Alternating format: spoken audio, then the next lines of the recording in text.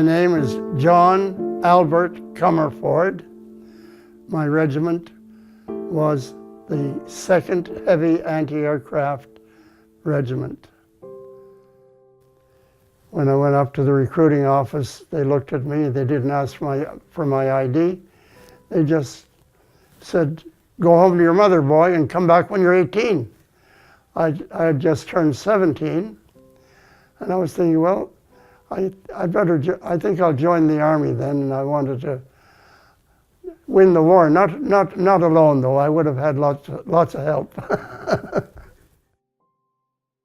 Well, initially I went to England, posted to an anti-aircraft battery, and our task was, our duty was to shoot down German bombers, and which I enjoyed. I was one of the gunners, and we did very well. We were stationed at the outskirts of London, Brighton,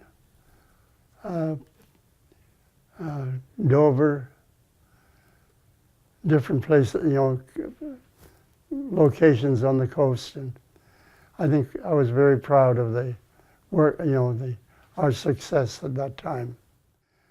Well, we shot down quite a few bombers, and I was just, helping load the shells in the guns.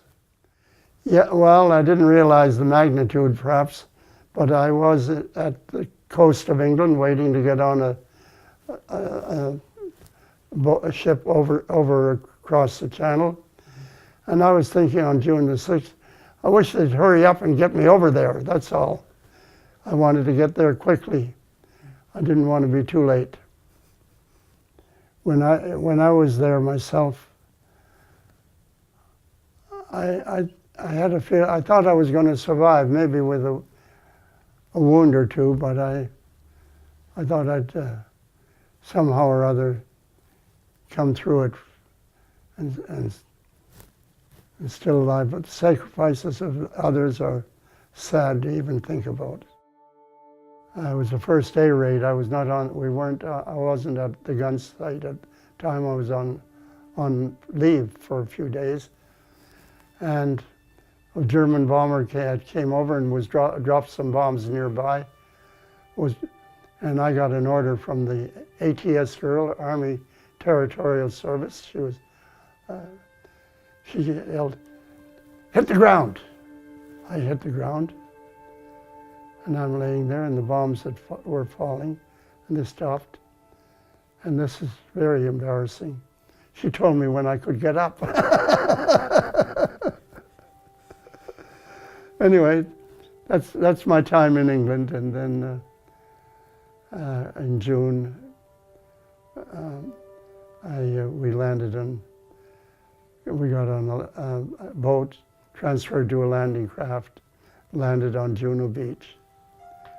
And the main thing, Juno Beach was already captured by then, but we were up to our hips in water. I had to get out of the landing craft. And I remember the house still there, and the owners on Juno Beach, and I still anyway. I recall when we went back to Juno Beach on maybe in the 70th anniversary, the survivor, that family was still owners of that house, which was great, and it was still in one piece, by the way. It was good to see a house that was still in one piece, that's all. Because everything I saw after that was very badly destroyed. Caen was terrible. Oh, the first night I occupied a German trench. And I remember the trench, there was a couple of big trees near the trench. And I thought, uh-oh, if a shell hits one of those trees, where is it going to? I thought, rather than have my head in the open part of the trench, you know, from one part is open so you can get in, and the other part is closed on top and what. But rather than put my head in under the cover, I put my head open because I figured if a shell hits that tree, I'm going to be wounded in my legs. I'd rather have a leg wound than a head wound. Very well, I think. Good thinking. I think so too. That shell didn't hit the tree, so I'm still here. Maybe the closest call I had was I was occupying a trench, and the war is almost over. It's not over yet, but getting close.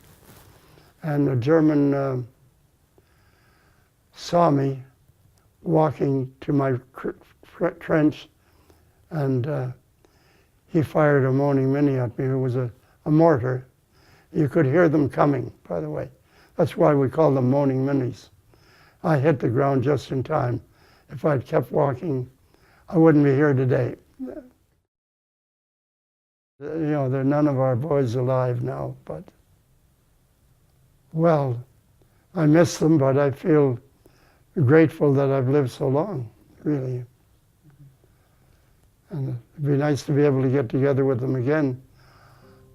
And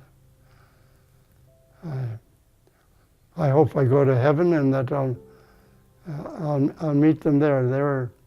They were courageous and kind and caring. You know.